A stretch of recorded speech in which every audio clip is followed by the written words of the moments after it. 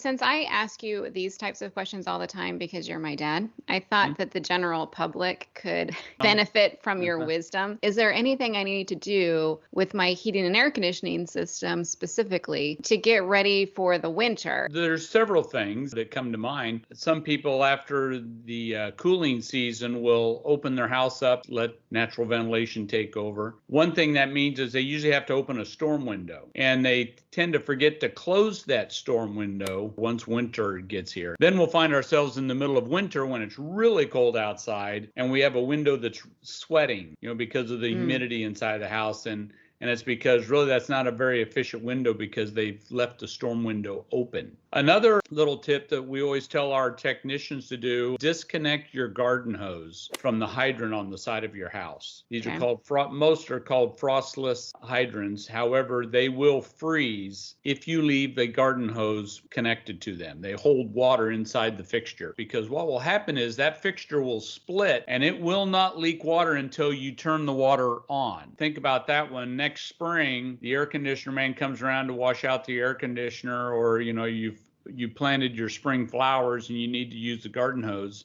and you open it, it is now leaking water in the basement and you're not aware of it. A tip to that one is if you're ever outside in the springtime and I just don't seem to have the water pressure that I usually do, stop right there, turn the water off, and go down inside in the basement and just make sure everything is dry and as it should be. Why does it leak water into the why would the garden hose leak water into the basement? Because that's where the plumbing is. If you think about it, you're outside. So it damages the plumbing and starts to leak water down there? Right. Oh, okay. Without getting too technical, where it freezes is actually inside your house, and that's where it's going to leak water once you turn the hydrant on. Clearing the hydrant just means unhooking the hose? Disconnect the garden hose. You can still leave your garden hose outside if you so desire.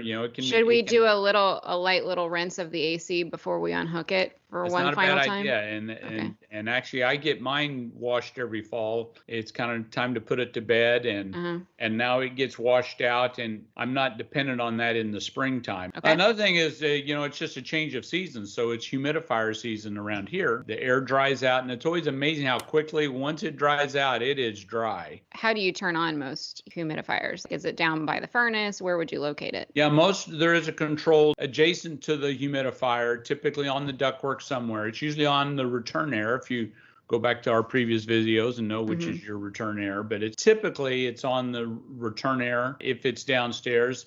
Some have it's actually incorporated into their thermostat control, but you just want to turn those things on and then just make sure they are running water. So you will see water at a floor drain in the winter time. You know that it's being active and it's using water. You know that your humidifier is working if there's some water coming out of the floor drain. Most people, the most popular humidifiers are what we call bypass or power humidifiers. And yes, they slough a little water off as they're being used. Exception to that would be a steam humidifier. Does not so much. It will some, but not so much that you can say, yes, you'll always have a wet drain. Do you recommend covering your air conditioner? Typically, I do not. Now, if your air conditioner is located on the side of the house where the 40-year-old oak tree that drops all kinds copious of amounts of debris, and you could save yourself from filling your air conditioner up with acorns or walnuts, which the squirrels and mice just love all winter long. Yes, I would cover those air conditioners up. But typically, it's made to be outside. It really isn't going to serve any purpose to cover it up. I'd only cover it up when you've got something really unique about your situation. Bald cypress trees, things like that can get really messy as far as, the debris that they drop. It's nice to cover them up. Don't feel as though you have to wrap the whole thing.